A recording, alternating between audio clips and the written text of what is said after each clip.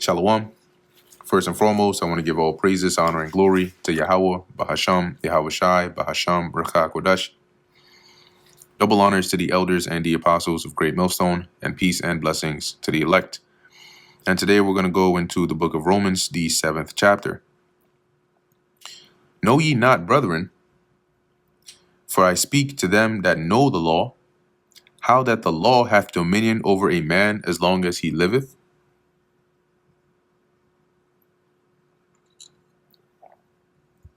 Right, because for you that are under the law, as long as you live, that law has dominion over you. You are subject, you have to obey it. For the woman which hath an husband is bound by the law to her husband as long as he liveth. Right.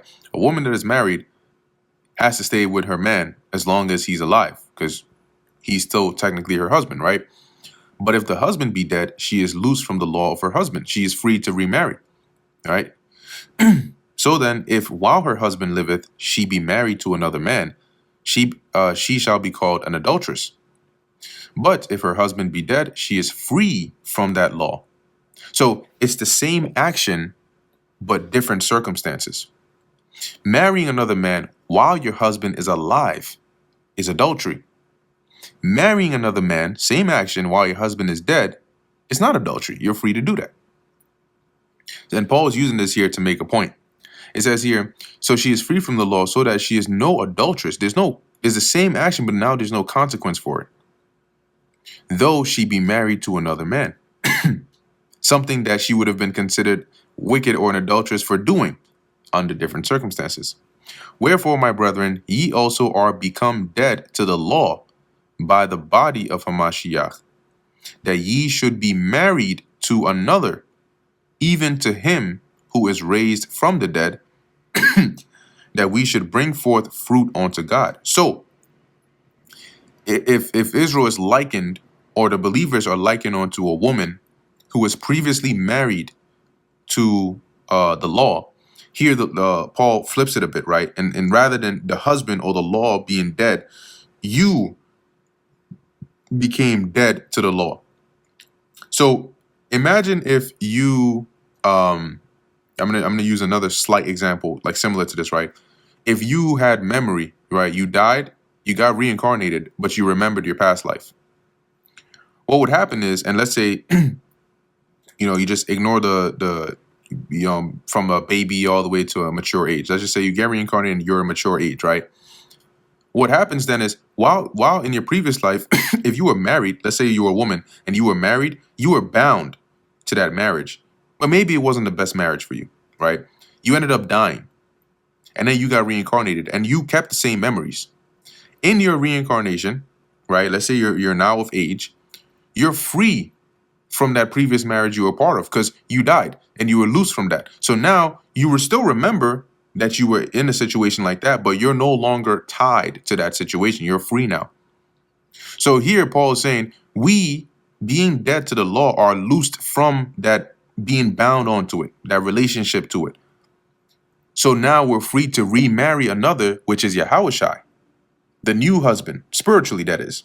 Okay, so spiritually being married to the Lord is basically like being joined to the Lord and doing the things that he requires of you. So as he says here, even to him who was raised from the dead, that we should bring forth fruit unto God. That is, through our labor, right, we would bring forth righteous things, right? Believers, and just righteous deeds in general. These are all likened unto fruit. For when we were in the flesh, the motions or the workings of sin, which were by the law, because sin comes by way of the law. If there is no law, there is no sin, did work in our members to bring forth fruit unto death. So while we were in the flesh, right, we were subject to sin, and we would break the law, and that would bring forth the result of death.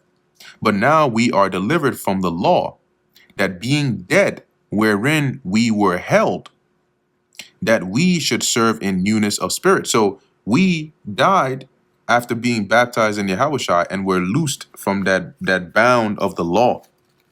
Therefore, we can serve in newness of life, or in newness of spirit, and not in the oldness of the letter. We're no longer bound to having to keep all the laws to survive. right? Like we were when we were held or previously married to it. Now through Yahweh Shai, there is a new way. We don't have to lose our minds because you're not circumcised, or you're not doing this or you're not doing that. Guess what? It doesn't work that way now. Now we have a new husband. Now we got Yahweh Shai, and he says what we got to do is this. We got to have faith in him. We got to do the things he's instructed us to do.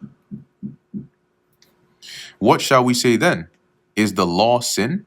God forbid. Nay, I had not known sin. So, well, we keep saying here that sin is tied to the law, but so is the law sin then? Is it the law that makes us sin? No. Paul is saying that's not what I'm saying. God forbid. Because shit, if it wasn't for the law, I wouldn't have even known what sin was. Right? So I had not known sin but by the law, for I had not known lust, except the law said, thou shalt not covet.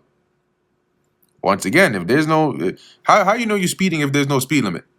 Yeah, you know that you're going a certain mile per hour, right? But is that considered speeding? Is it not? So when there is something that explicitly says don't do this, and you do it, or you've been doing it, then okay, now I know that now I know that thing is wrong, or it's imagine having a habit. I always used to do this thing this way, and then somebody catches you one day and says, hey, you're not supposed to be doing that. Now you're like, oh, shoot, now your mind is aware. Oh, my gosh, this whole time I've been doing this. I've been going off. All right. But if you were never told that is going off, you would have been doing it like everything is all fine.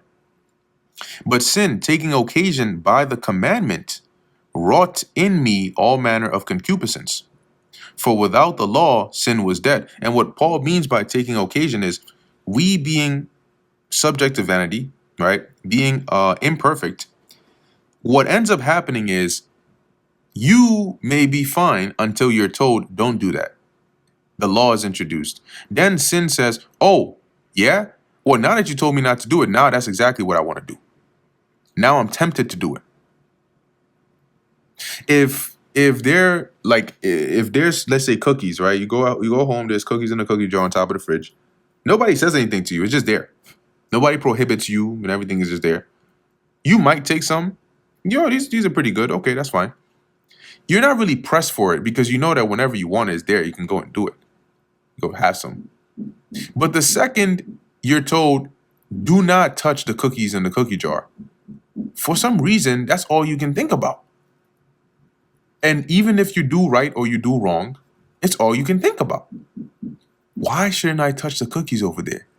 Is there something wrong? Is there something in there? If you're weak, your curiosity will force you to touch. Well, every time you walk past it, you look at it. Hey, it looks good though. And because you keep thinking about it more and more, you're more inclined to want to do it. Because you were told not to do it. If you weren't told anything about it, it would have been normal. But now every time you go into the kitchen, you're going to think about those cookies. And you're either going to need to resist the temptation to touch it, or you're going to be giving in, and maybe you're going to take one out the jar and just, what's so good about this? Why did they tell me not to touch it?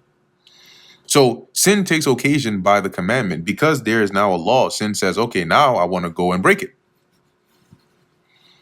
It says here, wrought in me all manner of concupiscence, for without the law, sin was dead. And it's a bit similar to the concept of you have something, you have something, right? But it's always there, it's laying there. But the second somebody else wants it, now you want it. That, like they say, you take things for granted. But the second you see that somebody else wants it, oh, no, I don't want to throw it away. No, it's mine. Now it becomes so valuable. So it says here, all manner of concupiscence, right? All manner of wicked things that shouldn't be done. For without the law, sin was dead. When there wasn't any law, what are you breaking? And the act of breaking is sin. For I was alive without the law once, but when the commandment came, sin revived and I died. So at one point, by not knowing, not having knowledge of the laws, you were living in ignorance, right? But when you were made privy to it, when the commandment came, sin revived. Oh, now that I know that I shouldn't do this, I want to do it. That's how sin works in the flesh. And I died. You became subject now because you're not perfect. So you're going to go off at some point. Right? If you're not told that you're not, look, when back when we were in the world, you would if you cooked, you'd cook whatever time you want. You didn't know that there was a Sabbath and that means you shouldn't light a fire and so on. Guess what? Now that you realize that that was the case, how many times have you lit a fire on the Sabbath and damn, oh man, Salaki, I forgot that. Now all of a sudden, boom, you're dead, right? Because now sin has revived because you know that there is a law. And the commandment which was ordained to life, I found to be unto death. For sin, taking occasion by the commandment, deceived me, and by it slew me. Okay, and basically the concept here of verses 10 and 11 that Paul is saying is that, you know, sin hijacks the law by turning the good commandment of the Lord into a trigger for rebellion. Right, that's what it does. The Lord says, don't do this or do that, which is for your good. Sin it brings that temptation to trigger rebellion. Okay, it's like a spotlight on guilt. The law spotlights that highlights that guilt. Okay, so not the law itself. Okay, the law itself is not evil, but it's the things that it triggers. Verse 12, it says here, so anyway, in verse 10, when he says, and the commandment which was ordained to life, because the laws were given so that you could live a righteous life, and if you were to keep it the right way, you would attain life, right? But he says, I found to be unto death, because I myself was not perfect. So rather than reaping the benefits of it, I was getting the consequences of breaking it because I couldn't keep it. For sin, taking occasion by the commandment. So sin saw that as an opportunity and deceived me, and by it slew me. That deception is more so through the lust of the flesh, causing you to do things that you know you shouldn't, leading to the consequence of sin, which is death. So Paul's not saying he actually died, but now he was, you know, guilty of transgression. Wherefore the law is holy, and the commandment holy and just and good. So he's saying, I'm not saying the law is evil. Was then that which is good made death unto me? So he's saying, was then the law which was good made death unto me? God forbid. I'm not saying that the law is what's you know, bringing death per se, but rather sin, that it might appear sin working death in me by that which is good. That is the law. That sin by the commandment might become exceeding sinful. So in the NLT it says here, but how can that be? Did the law, which is good, cause my death? Of course not. Sin used what was good to bring about my condemnation to death. So we can see how terrible sin really is. It uses God's good commandments for its own evil purposes. For we know that the law is spiritual, but I am carnal, sold under sin. See the two conflicting natures, right? The conflict of two natures. There's the law of the spirit, and which is righteous, and then there's the law of the flesh. So Paul is saying here, we know the law is spiritual, but I am carnal, sold under sin. So the trouble is not with the law, for it is spiritual and good. The trouble is with me, for I am all too human, a slave to sin. See, that's why the Lord said the fault wasn't with the covenant or the law, but finding fault with us, because we are yet in the flesh. We're the creature, we're made subject to vanity. We're not perfect. For that which I do, I allow not. For what I would, that do I not. But what I hate, that do I. See? So it's going to right. So he says here, that which I do, I allow not, meaning like as it says in the NIV, I don't understand what I do. For what I would, that I do not. The things that I want to do, which are righteousness, that's what I don't end up doing. But what I hate, which is sinning, that's what I do inherently, because that's the programming of this flesh.